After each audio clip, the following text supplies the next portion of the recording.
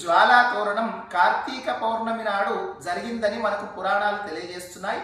తద్వారా విశేషంగా మనము ఈ సంవత్సరం నారాయణఖేడ్ పురాతన కాశీనాథ్ మందిరంతో పాటు 3వ సోమవారం భక్త మార్కండేయ దేవాలయంలో కూడా ఈ జ్వాలా తోరణాన్ని మనం ఏర్పాటు చేసి భక్తులను అనుగ్రహించడానికి, భక్తులు దర్శనం చేసుకోవడానికి మనం ఈ కార్యక్రమాన్ని నిర్వహించనున్నాం.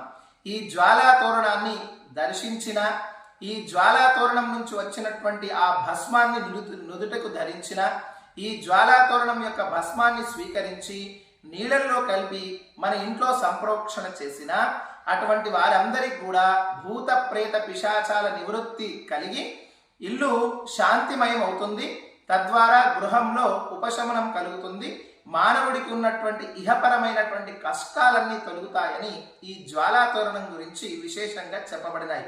కాబట్టి మన నారాయణఖేడ్ చరిత్రలో మొట్టమొదటిసారిగా 5వ తేదీ కార్తీక పౌర్ణమి జ్వాలా తోరణం కాశీనాథ్ మందిరంలో సాయంత్రం 6 గంటలకు, మరియు 10వ తేదీ 3వ సోమవారం మన భక్త మార్కండేయ దేవాలయంలో ఈ జ్వాలా తోరణాన్ని పెద్ద సంఖ్యలో భక్తులు వచ్చి తరించి జ్వాలా తోరణాన్ని దర్శించి ఆ భస్మాన్ని స్వీకరించి తద్వారా పార్వతీదేవి యొక్క సంపూర్ణమైనటువంటి అనుగ్రహాన్ని పొందగలరని కోరుతూ సర్వే జన సుఖినో భవంతు. Hi, this is Swati Dikshit. Please subscribe to SKS Fly TV.